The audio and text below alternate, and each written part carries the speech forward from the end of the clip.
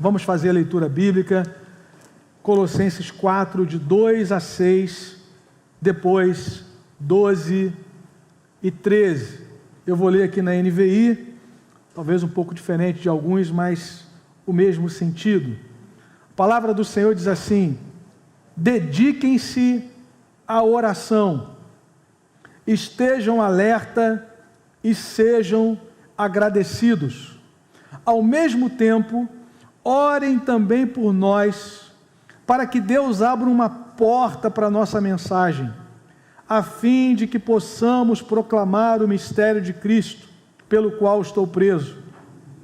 Orem para que eu possa manifestá-lo abertamente, como me cumpre fazê-lo. Sejam sábios no procedimento para com os de fora. Aproveitem ao máximo todas as oportunidades. O seu falar seja sempre agradável e temperado com sal, para que saibam como responder a cada um. Versículos 12 e 13. Epáfras, que é um de vocês e servo de Cristo Jesus, envia saudações. Ele está sempre batalhando por vocês em oração, para que, como pessoas maduras e plenamente convictas, continuem firmes em toda a vontade de Deus. Dele dou testemunho de que se esforça muito por vocês e pelos que estão em Laodiceia e em Hierápolis. Que o Senhor nos abençoe com a leitura da sua palavra. Amém, irmãos? Podem sentar. Pergunta de hoje é: por que devemos orar? Eu quero pensar sobre isso. Irmão, se existe uma prática que é negligenciada pela igreja contemporânea, essa prática é a da oração. Lamentavelmente, nós lidamos com alguns equívocos relacionados a esse tema. Eu queria pensar em alguns deles rapidamente, antes de entrarmos no texto, naquilo que a palavra aqui vai nos falar. Alguns equívocos sobre a oração. Infelizmente, há pessoas que acham que a oração, que é um meio de graça, que nos foi dado por Deus, né?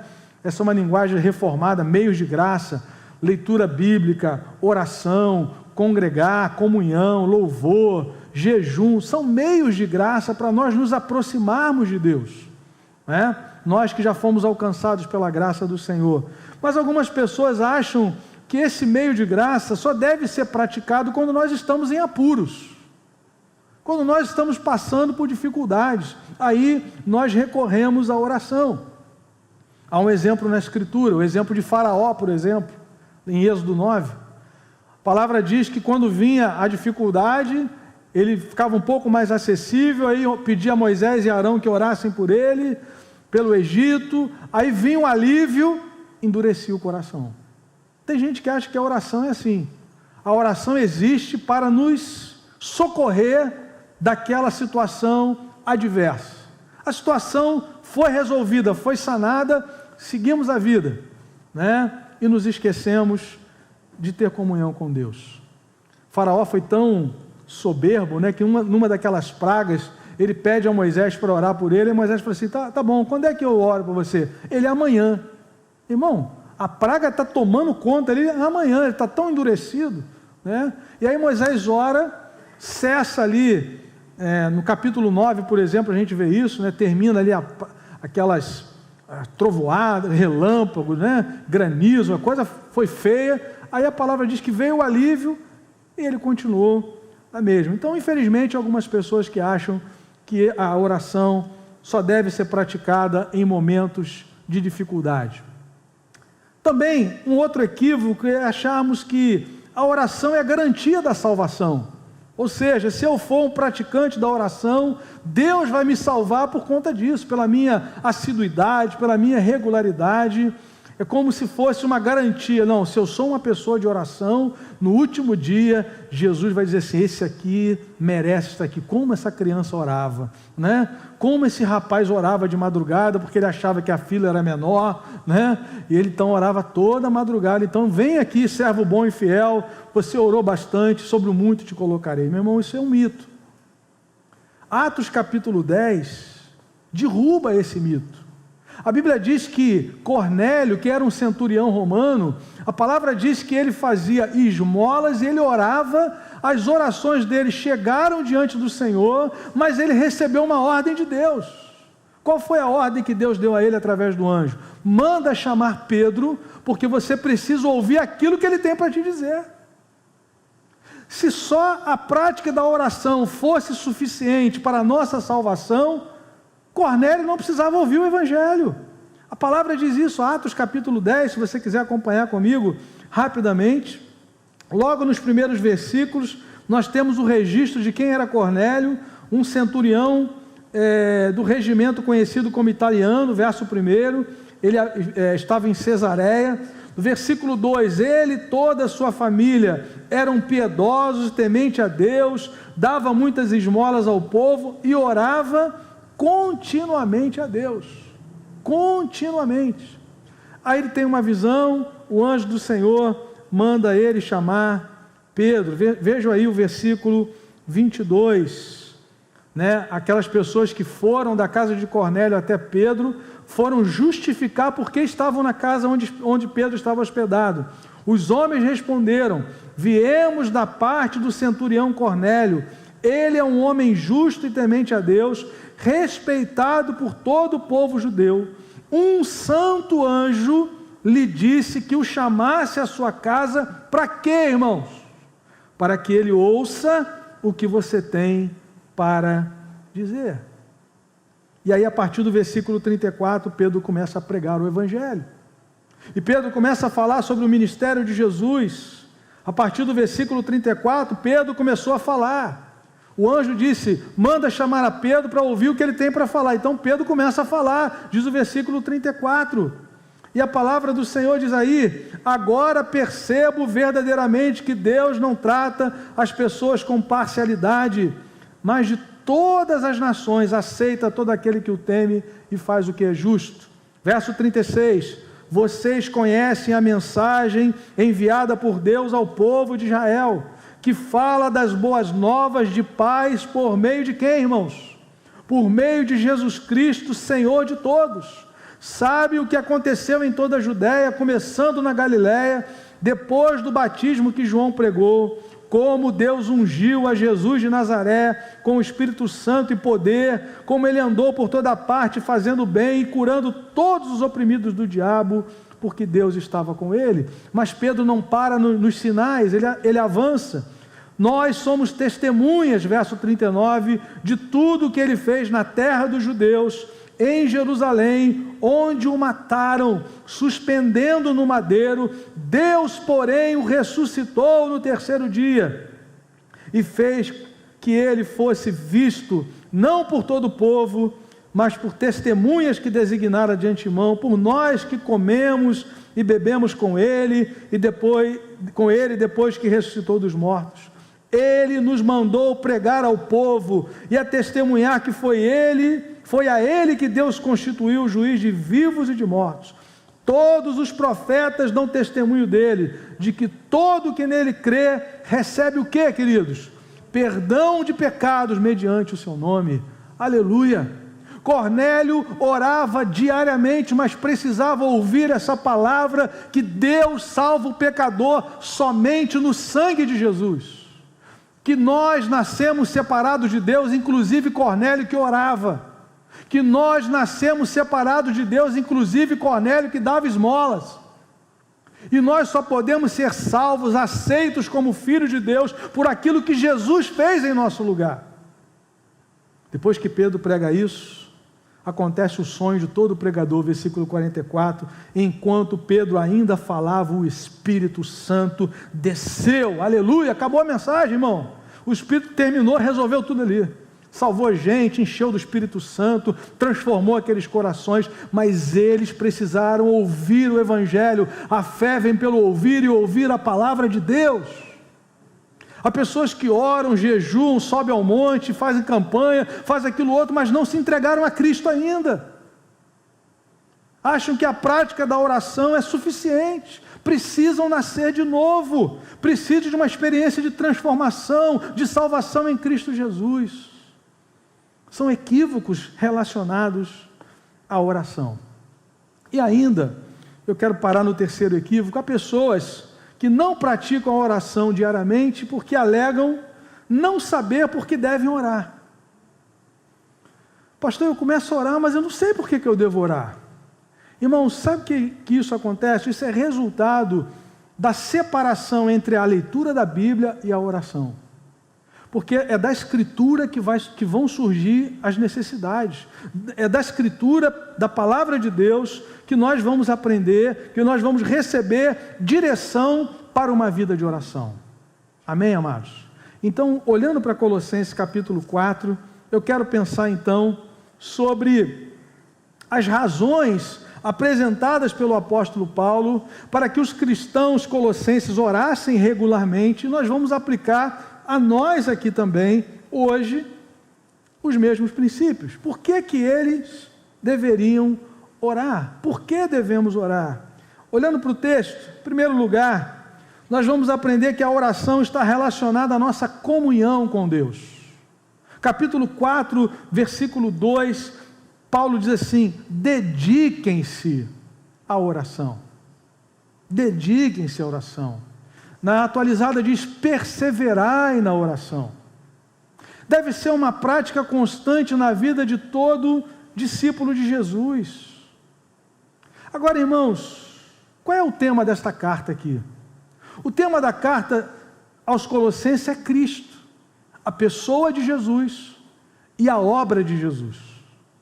Nessa carta que Paulo diz no capítulo 1 que Ele é a imagem do Deus invisível. Jesus é a imagem visível do Deus invisível. Ele vai apresentar a Cristo. Ele é o primogênito de toda a criação. Tudo foi criado por Ele. Jesus é coparticipante da criação. Além de falar sobre a identidade de Jesus, a natureza de Jesus no capítulo 1, a partir do versículo de número 13, Paulo vai falar sobre a obra dele. Paulo vai estar falando sobre o que ele fez em nosso lugar. Percebam, irmãos, depois de falar que ele é antes de todas as coisas, no 17, no 16 ele disse que nele foram criadas todas as coisas, no 18 ele é o cabeça do corpo da igreja, no 19, pois foi do agrado de Deus que nele habitasse toda a plenitude, e por meio dele, verso 20, reconciliasse consigo todas as coisas, tanto as que estão na terra, quanto as que estão nos céus, estabelecendo a paz pelo seu sangue derramado na cruz. Antes vocês estavam separados de Deus, verso 21, e na mente de vocês eram inimigos por causa do mau procedimento de vocês, mas agora, veja o que ele fez: ele os reconciliou pelo corpo físico de Cristo mediante a morte, para apresentá-los diante dele como santos, inculpáveis e livres de toda acusação. Então vejam, amados irmãos, Paulo apresenta a Cristo, a obra de Cristo, para pessoas que creram em Cristo, para pessoas que um dia o confessaram. Veja o capítulo 2, versículo 6, portanto, assim como vocês receberam Cristo Jesus, o Senhor, continuem a viver nele. Paulo já está falando para pessoas cristãs. Então, a recomendação da oração, ao vivo assim mesmo, a pilha acaba, bateria. Então, irmãos, a recomendação que é feita pelo apóstolo para a oração não tem o aspecto de ser o trampolim para a salvação. A recomendação dedique-se à oração está relacionada à comunhão. É como Paulo estivesse dizendo: gente, a vida de vocês já está na presença de Deus. Os pecados de vocês já foram perdoados no sangue de Jesus. Vocês nasceram separados de Deus, mas ao crerem na obra que Cristo realizou na cruz, que Ele levou sobre si os pecados de vocês, vocês agora são filhos de Deus. Vocês agora pertencem à igreja, Ele é o cabeça da igreja, como diz no capítulo 1.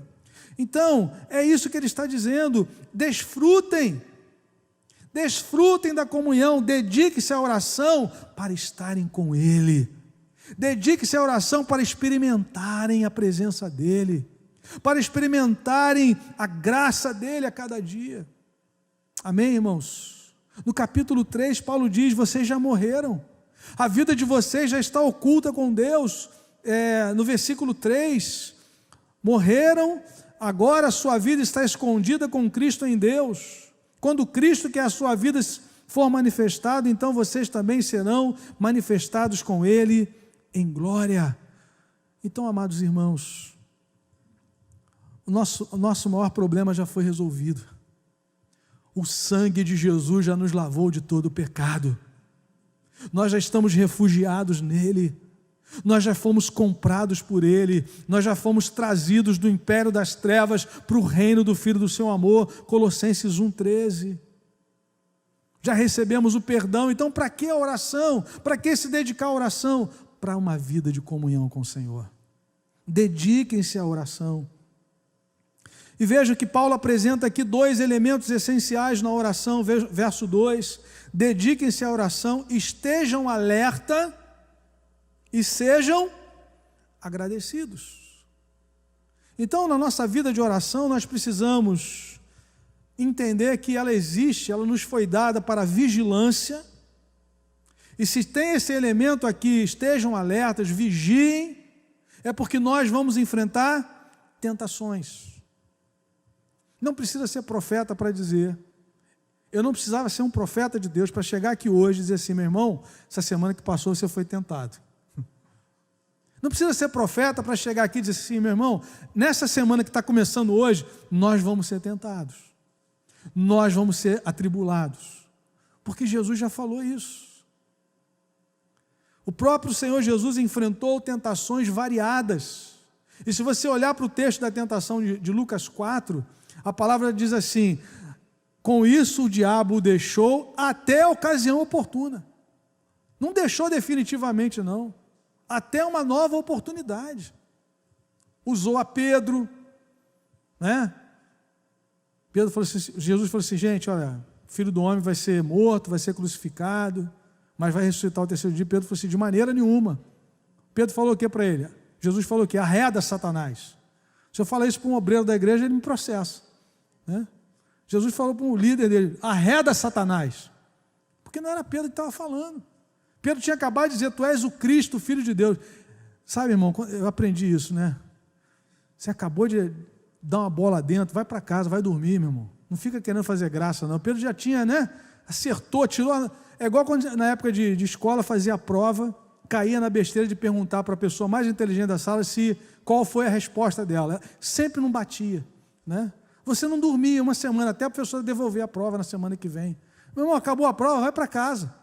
Fica aquela difícil, qual que você botou? Você botou a B, o cara botei a C. Pronto, você não dorme mais, né? Então Pedro já tinha acertado. Quem o povo diz que eu sou? Elias, Jeremias, João Batista. E vocês? Tu és o Cristo, Filho de Deus. Pedro falou com aquela veemência. Jesus falou: Pedro, 10. Mas não foi por você não, tá? Só para você não ficar muito engraçadinho aí. Foi o Pai quem te revelou, né? Aí na sequência do texto Jesus fala: só que o Filho do Homem vai ser morto. Pedro falou: não, né? De maneira nenhuma. O Senhor Jesus falou: arreda Satanás. Então, meu amado, se nós temos aqui: dedique-se à oração, estejam alerta, vigiem, é porque nós ainda não estamos no céu. Nós ainda lutamos, e a nossa luta, Paulo diz em Efésios, não é contra sangue, nem contra carne, mas contra principados e potestades, batalhas espirituais. Relacionar a oração à vigilância significa que nós vamos enfrentar tentações. A recomendação de Jesus em Mateus 26:41, vigiai, o espírito está pronto, mas a carne é fraca. A recomendação de Paulo em Colossenses 4:2, vigiem, estejam alerta, dediquem-se à oração e vigiem. A recomendação de Pedro, 1 de Pedro 5:8 e 9, da mesma forma: o diabo, vosso adversário, anda em derredor como um leão que ruge, vigiem, estejam alertas. Todos três. Vigiem como? Orando. A melhor maneira de vigiarmos é estarmos em oração. Aquela oração que é constante, aquele espírito de oração que a Escritura nos ensina. Não somente naqueles momentos regulares que nós paramos, que nós buscamos um lugar em casa de recolhimento, mas onde quer que estejamos, em oração, constantemente orando em todo o tempo no Espírito. Então, querido, por que devemos orar? Porque a oração está diretamente ligada à nossa comunhão com o Senhor. Mesmo com todas as tecnologias do século 21, com todas as facilidades que temos, nós continuamos crescendo espiritualmente através da oração e da palavra. Não tem como separar isso. Não existe crescimento automático, imediato, é um caminho, e é um caminho de relacionamento, é um caminho de comunhão com o Senhor. Vimos hoje na escola bíblica Jesus chamando 12 para estarem com Ele, para estarem em comunhão com Ele, depois para pregar a palavra. Somos chamados a vivermos uma vida, dedicarmos a nossa vida à oração. Segundo lugar, irmãos, olhando para o texto, nós percebemos também por que devemos orar, porque a oração está relacionada com a expansão do Evangelho.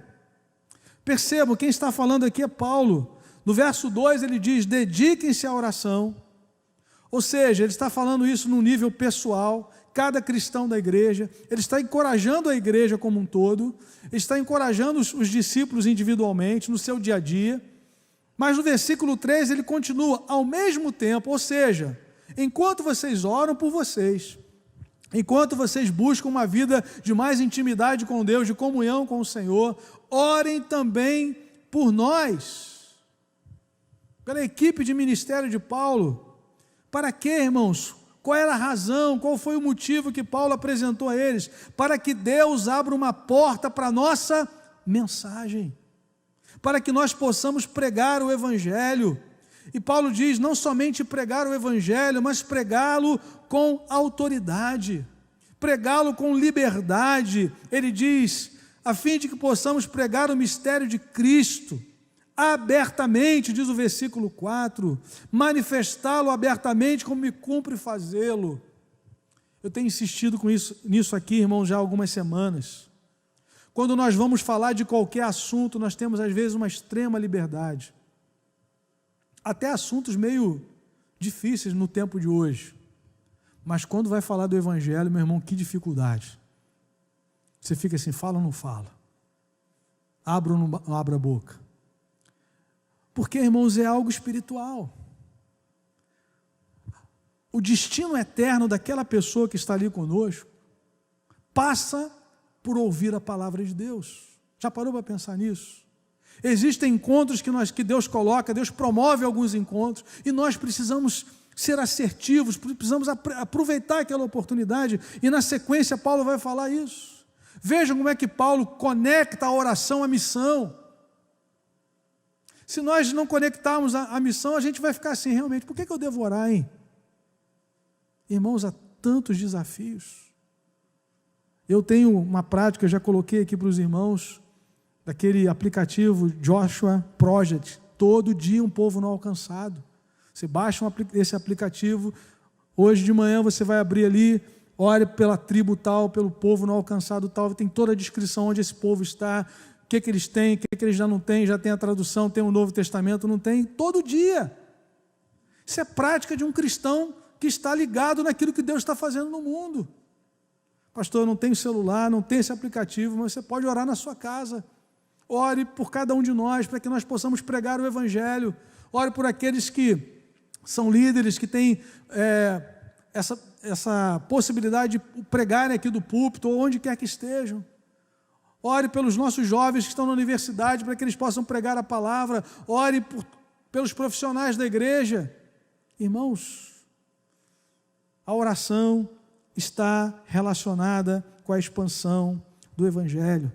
Paulo fala diretamente aqui, orem por mim. Ore por mim para que eu possa pregar com liberdade.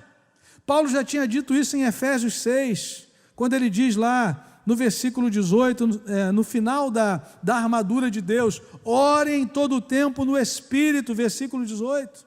Orem no Espírito em todas as ocasiões, com toda oração e súplica, Efésios 6, 18. Tendo isso em mente, estejam atentos e perseverem na oração por todos os santos. Mas olha o 19. Orem também por mim, para que quando eu falar, seja-me dada a mensagem, a fim de que, destemidamente, torne conhecido o mistério do Evangelho. Eu tenho aprendido isso com o pastor Ronaldo Lidório. Devemos orar para que Deus nos dê coragem. São as práticas espirituais que vão nos fazer crescer. Colocar em prática. Evangelho é prática. Quais são as práticas que o Senhor colocou nas nossas mãos? Oração, jejum, louvor, pregação, santidade, comunhão, adoração. O compromisso com a pregação do Evangelho, com a missão, nos coloca alertas, irmãos.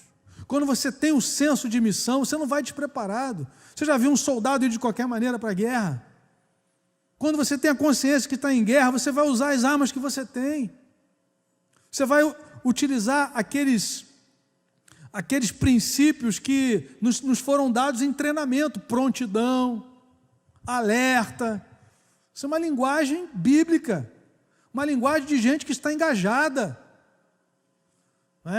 Agora, o sujeito que não tem a consciência da missão, ele anda à vontade. Ele não tem perspectiva ou expectativa de que o Senhor pode usar. Irmão, nós somos vasos, servos. O servo não escolhe a que horas vai ser usado. Pode ser a qualquer momento. Pode ser em lugar. Por isso que a Bíblia diz que nós temos que pregar em tempo e fora de tempo. Tempo é quando a gente sabe, a gente recebe um convite, a gente recebe um convite para uma reunião, você sabe que você vai levar. Agora, fora de tempo é a qualquer momento. Não só nos momentos que nós esperávamos, por isso que a palavra diz, procura apresentar-te a Deus aprovado, como obreiro que não tem de se vergonhar, que maneja bem a palavra da verdade. Aprendi isso com o meu pastorzinho, que já está na glória, pastor Myron. Ele dizia para nós, venham preparados para pregar, todos vocês. Ele tinha um problema de saúde, eu me converti em 89, e teve um culto logo em seguida. O médico deu 6 meses de vida para ele, de um câncer nos intestinos, e quando eu me converti, o culto já era de 15 anos, então a medicina perdeu em 14 anos e meio, deu 6 para ele meses, ele já estava com 15, viveu mais uns 10, fez boda de prata daquele câncer. Mas ele tinha, como consequência daquela situação, alguns problemas de saúde. A irmã Lília conheceu muito bem, pastor Myron, E às vezes ele não podia. Sábado à noite ele se sentia mal. Naquela época não tinha, graças a Deus, naquela época não tinha WhatsApp, A gente podia dormir tranquilo, sem precisar olhar nada, Hoje em dia você não dorme antes de ver pelo menos 70 mensagens, irmão? Mas naquela época não tinha, então você só sabia que ia pregar na hora. Hoje, tem a colher de chá, eu mando para o irmão, infelizmente estou com cateter, o irmão prega domingo, manda uma mensagem, pastor, celebra a ceia. Hoje é tranquilo, o cara tem 48 horas, 24, Antigamente tinha 6 minutos, Que ele chegava para o culto e falava assim, olha, quem prega hoje é você, Aí você titubeava, não pastor, eu não preparei. Eu falei, meu irmão, vai ser uma benção. Ele só falou assim, vai ser uma benção. Porque ele já tinha falado isso aqui, procura apresentar-te a Deus aprovado, venham preparados. Se era seminarista, então, não tinha nem desculpa. Às vezes você convida uma pessoa e fala, pastor, tem que ser 3 semanas de antecedência. Eu falei, Jesus amado, a palavra está no teu coração, você anda com Jesus todo dia, você precisa de 3 semanas para preparar uma mensagem? A mensagem é a tua vida transformada, meu irmão. Eu estava de férias, há muitos anos, fui numa igreja aqui em Niterói, porque pastor, quando está de férias, ele procura ouvir, Eu quietinho lá na igreja. Aí fui ouvir a palavra, e aí o pregador estava dizendo, meu irmão, hoje à tarde eu estava lá no meu escritório, orando, buscando a Deus, querendo ouvir uma palavra, para poder levar para a igreja. Aí entrou minha filhinha de 3 aninhos, me viu assim meio desconfortável. O que foi, papai? Não, o papai aqui está preparando uma mensagem para falar para a igreja, eu não sei o que eu vou falar. Ela falou assim, papai, fala de Jesus. Fala de Jesus. Ele falou, aleluia, eu vou falar de Jesus. Meu irmão, fala de Jesus. Alguém chamou você para falar? Fala de Jesus. Quem é Jesus para você? Amém, querido? Eu era cego e agora vejo. Estava perdido e fui achado. Louvado seja Deus. Meu nome estava escrito na boca do sapo, agora está escrito no livro da vida. Aleluia. Saiu do SPC, agora está no livro da vida. Que maravilha, que bênção, né? Que coisa maravilhosa. Ore, peça ao Senhor coragem. Paulo está dizendo isso. É uma instrução para o dia a dia da igreja. Ore todos os dias. A oração precisa estar relacionada com a expansão do Evangelho. Tem gente que vai pregar na semana, tem os pequenos grupos quando começarmos, tem os desafios da semana. Ore para que Deus use os professores da escola bíblica, de adolescente, de criança, de jovem, de adulto, que o Senhor unja os lábios para que a palavra possa chegar a nós. Devemos orar, irmãos. A oração precisa ser conectada à missão. Eu não sei porque devo orar. Ore pela expansão do Evangelho, para que Deus nos dê coragem, autoridade, abra os corações, tire as resistências. Segundo aos Coríntios, capítulo 4, versículos de 3 a 6, Paulo diz: se o Evangelho está encoberto, é para os que se perdem que ainda está encoberto. No versículo 4, Paulo diz assim: o Deus desse século cegou o entendimento dos incrédulos. Perceba aí no verso 4, de 2 aos Coríntios, capítulo 4, cegou. Existe uma ação maligna que é para cegar o entendimento, para que não vejam a luz, verso 4, do Evangelho da glória de Cristo, que é a imagem de Deus. Mas não pregamos, diz Paulo, a nós mesmos, mas a Jesus Cristo o Senhor, e a nós como escravos de vocês por causa de Jesus, pois Deus que disse das trevas resplandeça a luz, Ele mesmo brilhou em nossos corações para a iluminação do conhecimento da glória de Deus na face de Cristo. Paulo está dizendo: continue pregando, porque um dia a glória de Deus resplandeceu em nós. O mesmo Deus que disse haja luz no início, lá na criação, um dia a glória dele resplandeceu, a luz resplandeceu, e nós enxergamos a glória de Deus na face de Jesus Cristo. Tem pessoas que ainda não enxergaram a glória de Deus na face de Cristo. Olham para Cristo como um profeta, olham para Cristo como um poeta, olham para Cristo como um ativista, olham para Cristo de várias maneiras, mas pela graça de Deus, a glória, a luz de Deus resplandeceu. Isso é a ação do Espírito. Quando nós olhamos para Jesus Cristo, nós o vemos como o Deus Filho. A glória de Deus brilhou para mim e para você, que nascemos de novo na face de Jesus Cristo. Temos que orar por isso, porque Paulo diz no verso 3 que ainda tem muita gente que não consegue enxergar isso. E aí você às vezes fica indignado, você prega, a coisa não entra. Nós temos que orar para que Deus tire a cegueira. Isaías dá um exemplo sobre isso, das pessoas que se curvam diante de uma imagem feita de madeira. Isaías diz assim: elas vão lá no bosque, cortam a madeira, parte usam para lenha, para aquecer a lenha, como dizem em Portugal, para acender o lume, e com a outra parte da madeira fazem um ídolo e se ajoelham diante daquela madeira que elas esculpiram.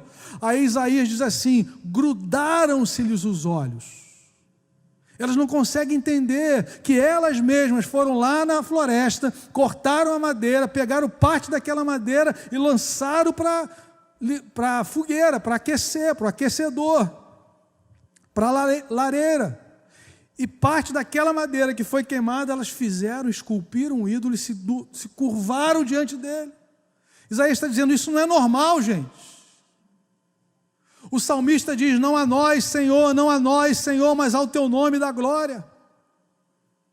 Os ídolos das nações, os deuses das nações não passam de ídolos. Tem boca, mas não falam, tem olhos, mas não veem, tem ouvidos, mas não ouvem, som nenhum lhe sai da garganta, suas mãos não apalpam. Tornem-se semelhantes a eles os que os fazem e os adoram, ou seja, sem vida. Como é que isso é mudado? Quando a glória de Deus se revela na face de Jesus Cristo. Hoje nós cantamos: somente a ti, Jesus, eu adorarei somente a ti, Jesus. Porque Jesus para nós é mais do que um profeta, mais do que um mestre. Ele é o Cristo, o Filho do Deus vivo. o único capaz de salvar a minha e a sua vida. Não há salvação em nenhum outro nome. Pessoas precisam enxergar isso e nós somos chamados a orar por isso. Você está evangelizando alguém, meu irmão? Ore, intensifique as orações, diga: Senhor, remova os obstáculos, tira as vendas, tira a cegueira, abra os olhos, em nome de Jesus. Isso é uma ação espiritual. Ore para que Deus envie trabalhadores para a sua seara. Mateus 9, 35 a 38. Jesus olha para a multidão, veja que coisa interessante. Jesus olha para a multidão, e a palavra diz assim: vendo ele as multidões, compadeceu-se delas. Por quê? Porque estavam aflitas e exaustas, como que, irmãos? Ovelhas que não têm pastor. Veja o olhar de Jesus para as multidões. Compaixão, misericórdia, porque estavam desprotegidas, sem direção, ovelhas sem pastor, vulneráveis, sem propósito. E aí, na continuação do texto, ao invés de Jesus dizer assim: olha, por conta disso, a gente vai fazer um trabalho toda semana com essa multidão aqui, 3 vezes na semana, culto poderoso, louvor forte, né? Jesus não faz isso, foi isso que ele fez. Vamos construir aqui um templo para esse pessoal ser abrigado, se chover, eles estão aqui no culto. Não. Jesus se dirige aos seus discípulos e diz assim: roguem ao Senhor da seara que mande trabalhadores para a sua seara. Ao invés de Jesus se dirigir à multidão, ele se dirige aos seus discípulos. Sabe por quê? Porque quem vai alimentar aquela multidão são os seus discípulos. Jesus diz assim: a seara é grande. Olha só, olha quanta gente tem aqui. A seara é grande. Quanta gente tem no seu bairro? Quanta gente não alcançada na sua sala de aula? Quanta gente não alcançada na sua família? A seara é grande, mas os trabalhadores são poucos. Roguem ao Senhor da seara. Há um Senhor nessa seara, irmãos. É a Ele que nós temos que clamar para que Ele envie. Quem envia é Ele. Alguns que estão assentados aqui hoje podem ser levantados poderosamente se nós orarmos, vão ser uma bênção nas mãos de Deus. Gente que às vezes é tímida, que não abre a boca para falar, o Espírito Santo reveste de poder e coloca eles como uma tocha lá na sua faculdade, como uma chama viva lá na sua família. É assim que o Espírito Santo faz, irmãos. Agora nós temos que orar por isso. Agora o mais bonito de tudo é Mateus 10, versículo 1. Jesus manda eles orarem. E eles oraram. E sabe quem foi a resposta de oração? Foram eles. A palavra diz, no verso 37, então disse aos seus discípulos: a colheita é grande, mas os trabalhadores são poucos.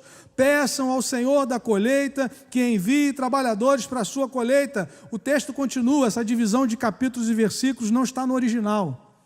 Alguém um dia teve uma brilhante ideia. Vamos dividir em capítulo e versículo para facilitar? Para a gente não ter que ficar carregando aqueles rolos pesados e abrindo na hora do culto. Eles vão direto agora, bota 9, bota 10, mas no original não tem. O texto continua. Peçam ao Senhor da seara que envie trabalhadores para a sua seara, chamando os seus 12. Eles oraram e Jesus chamou eles mesmo. Chamando os seus 12, deu-lhes autoridade para expulsar espíritos imundos e curar todas as doenças e enfermidades. Quando você ora, você é a resposta da sua oração. É só você experimentar. Você diz: Senhor, estou com aquele primo meu lá que está duro na queda. Jesus vai mandar você orar por ele. Nós somos a resposta. É por isso, irmãos, que no texto que estamos lendo, de Colossenses capítulo 4, Paulo não separa a oração da missão. Preste atenção, volte para lá comigo em Colossenses 4. Ele diz no verso 2, dedique-se à oração, para que vocês tenham comunhão com o Senhor. Vigiem e sejam gratos, na oração, verso 2. Orem por mim, ele está conectando a oração com a missão. Orem para que o Senhor nos dê palavra, para que possamos falar com autoridade. Mas no 5 e no 6, nesse contexto de oração, ele está dizendo: gente, orem, mas fiquem ligados. Orem, mas fiquem atentos, como a irmã Mércia falou hoje de manhã, da escola dominical. Ela veio para cá no Uber e aproveitou a oportunidade e falou do evangelho para o motorista. ela não sabe se vai encontrá-lo novamente, mas ele levou algo para casa. Aquilo está ruminando nele, gente. Nós vamos orar por ele. Aquilo está lá dentro. Então Paulo diz assim: orem pessoalmente, tenham comunhão, orem para que o Senhor nos dê palavra, orem para que possamos fazer isso com autoridade, com coragem, mas sejam sábios no procedimento para com os de fora. Verso 5. Aproveitem ao máximo as oportunidades. O falar de vocês seja agradável, temperado com sal, para que saibam como responder a cada um. A oração está conectada à missão. Quando nós entendemos isso, nós não vamos mais dizer assim: por que eu devo orar mesmo, hein? Porque, irmãos, nós precisamos ser encorajados pelo Espírito Santo. Não por força, nem por violência, mas pelo meu Espírito. Ore ao Senhor. Você que quer pregar o Evangelho, quer falar do Evangelho na sua casa, mas talvez não encontre caminhos, o Espírito Santo vai dar. Ore, peça a Deus. Ele vai abrir portas. Mas Paulo diz: aproveita as oportunidades. Às vezes a gente ora, a oportunidade aparece e a gente não aproveita. Conexão. Oração está ligada à comunhão. Oração está ligada à missão. Aquilo que nós estamos fazendo como discípulos. Em terceiro e último lugar, olhando para esse texto, por que devemos orar? A oração está relacionada à maturidade na vida cristã. Aí eu queria ler com os irmãos novamente o verso 12. Paulo vai falar, e nós lemos no início, de Epáfras. A palavra diz: Epáfras, que é um de vocês e servo de Cristo Jesus, envia saudações. Mas não para aí. Ele está sempre fazendo o quê, irmãos? Na NVI diz assim: batalhando por vocês em oração. Ele está lutando por vocês. Que coisa tremenda. Agora ele está lutando em oração para quê? Para que, como pessoas maduras e plenamente convictas, continuem firmes em toda a vontade de Deus. A oração sendo instrumento relacionado à maturidade. Será que nós precisamos crescer, irmãos? Será que eu devo orar todos os dias: Senhor, faz com que nós sejamos uma igreja que amadureça, que cresça no Senhor, que cresça em Cristo, que cresça no Evangelho? Jesus falou assim: aquele que dá fruto, o Pai limpa para que dê mais fruto ainda. Então, irmãos, nesse contexto, nós ainda encontramos mais uma razão para essa prática: o nosso crescimento em Cristo, o nosso crescimento no Evangelho. Paulo está dizendo que Epáfras era alguém que começou a batalhar por aqueles irmãos. Quem foi Epáfras, irmãos? Olha o capítulo 1 aí, por favor. Colossenses 1, versículo 7. Epáfras foi simplesmente o discipulador daqueles irmãos. Paulo está falando do Evangelho que chegou até eles, no versículo 6, que chegou até vocês, a palavra, a esperança do Evangelho, que chegou até vocês. Por todo o mundo esse Evangelho vai frutificando e vai crescendo, como também ocorre entre vocês, desde o dia em que ouviram e entenderam a graça de Deus em toda a sua verdade. Vocês o aprenderam de quem? Diz Paulo no verso 7. Vocês o aprenderam de Epáfras, nosso amado cooperador, fiel ministro de Cristo para conosco. Que informação interessante. Deus levantou ali um intercessor naquela igreja. Quem foi? A pessoa que levou o Evangelho. A abrangência do discipulado. Ele não somente falou de Jesus, ele não somente lançou a semente, mas ele estava acompanhando aquelas pessoas, orando por elas, para que elas pudessem crescer. E vejam, irmãos, o termo que Paulo usa é batalhando. Tem gente que acha assim: não, a pessoa já aceitou Jesus, acabou a batalha. Acabou, Rogério, a batalha? Piora. Não, agora, meu irmão, agora eu sou do Senhor. Me lembro quando aceitei a Jesus, fui para a igreja, meu irmão, parecia que eu estava no céu, estava levitando de alegria. Cheguei no trabalho, O cara ficou endemoniado, jogou álcool em mim e queria meter fogo. Não era nem álcool 70, devia ser mais de 70. Meu irmão, 4 caras para segurar o sujeito endemoniado. Eu pensei que o meu problema tinha acabado. Aceitei Jesus, cheguei todo feliz no trabalho, alegre. Demoniado. Né? E aí a palavra diz que Epáfras lançou a palavra, ensinou o evangelho para eles. Mas no capítulo 4, o texto diz que ele está agora batalhando por eles, para que eles permanecessem na vontade de Deus, para que continuem firmes, né, como pessoas maduras e plenamente convictas, verso 12, continuem firmes em toda a vontade de Deus, continuem. Meu irmão, você já está andando na vontade de Deus? Continue, cresça, progrida espiritualmente. É para isso que nós estamos orando. Mas você precisa orar também, meu irmão. Dedique-se à oração, interceda.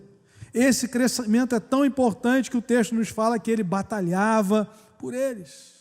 Se você quer ver a igreja crescendo, os discípulos de Jesus avançando na vontade de Deus, vivendo de maneira digna do evangelho, ore por isso, batalhe por isso, na presença de Deus. Esse é o caminho bíblico.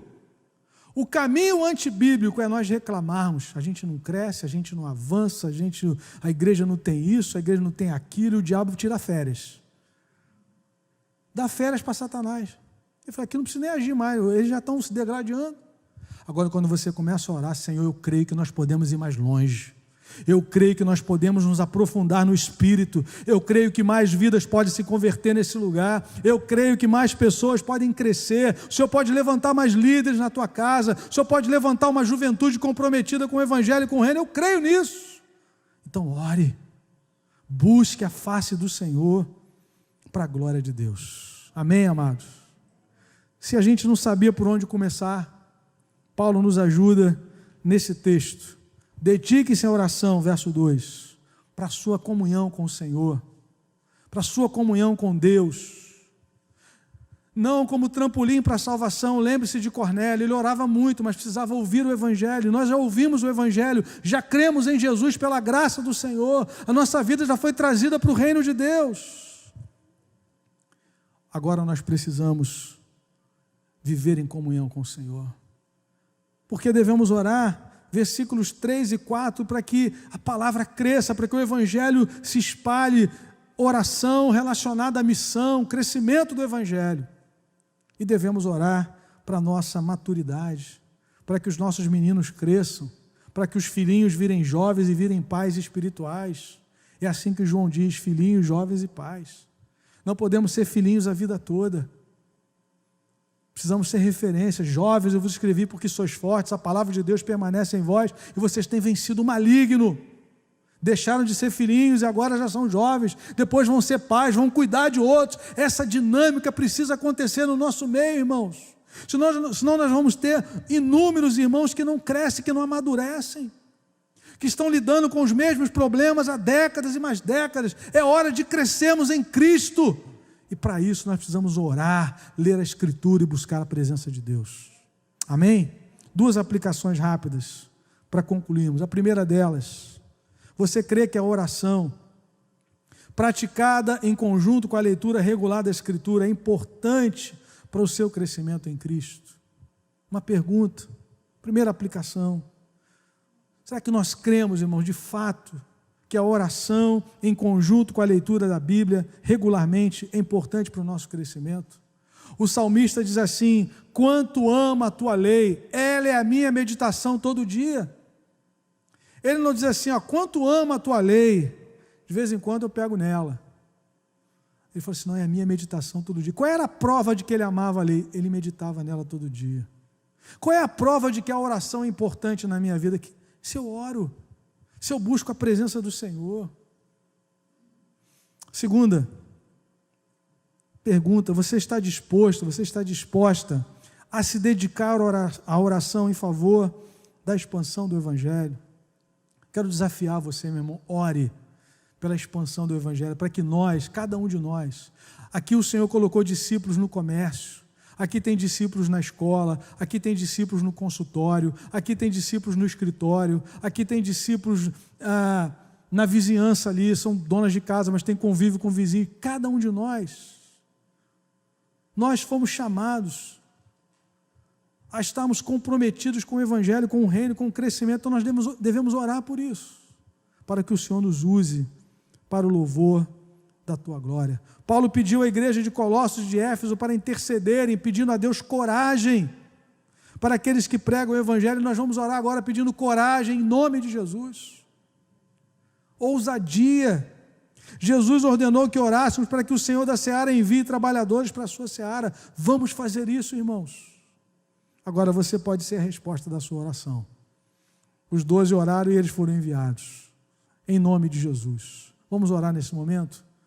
Vamos orar ao Senhor. Eu queria que você ficasse em pé, colocasse a sua vida diante do Pai.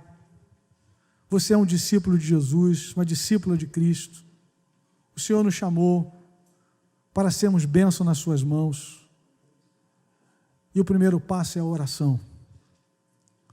Paulo diz: dediquem-se à oração, vigiando com ações de graças. Ele acrescentou a vigilância e a gratidão na oração. Isso não está por acaso na Escritura, irmãos. Esses elementos não estão aqui por acaso. Nós precisamos nos dedicar à oração, nós precisamos vigiar e nós precisamos ser gratos ao Senhor. Temos muitas coisas a agradecer, mas temos muita coisa para vigiar também, muitos alertas de Deus. E nós somos chamados a orar. Amém? Senhor, muito obrigado. Obrigado pela tua palavra, Senhor. Que o teu Espírito continue aplicando no nosso coração. Queremos ser uma igreja de oração, Senhor. A chave do avivamento. Quantos disseram isso no passado? Pai, quantas coisas começam a acontecer quando a igreja ora e se volta para a Escritura. Queremos ser uma igreja que ama a Cristo, a Escritura e a missão. Por isso, Pai, opera nos nossos corações. Desperta-nos, Senhor, para orarmos diariamente, a estarmos diante do Senhor, dedicados à oração. Que o Espírito trabalhe livremente nas nossas vidas. Senhor, pedimos coragem. Assim como os apóstolos que estavam presos por causa da cura daquele coxo, quando saíram, se reuniram, oraram ao Senhor, dizendo: Senhor, dá-nos mais coragem. Dá-nos mais coragem para pregarmos a Tua palavra, dá-nos intrepidez. A Tua palavra diz que eles ficaram cheios do Espírito e o chão tremeu, Senhor. Queremos ser cheios do Espírito para pregar a palavra com autoridade, para sermos testemunhas do Senhor no nosso dia a dia, para aproveitarmos as oportunidades, Senhor, em nome de Jesus. Pedimos também, Senhor, maturidade, crescimento. Tua palavra diz que Epáfras lutava por aquela igreja, para que aqueles irmãos crescessem. Eles já estavam em Cristo, eles já conheciam o Senhor, mas precisavam crescer. Pai, clamamos pelo nosso crescimento em Cristo, para a glória do Teu nome. Traz-nos maturidade, Senhor, amadurecimento, discernimento, Senhor, para caminharmos nesse tempo tão difícil, Senhor. Declaramos a nossa dependência do Espírito nessa manhã, em nome de Jesus. Amém.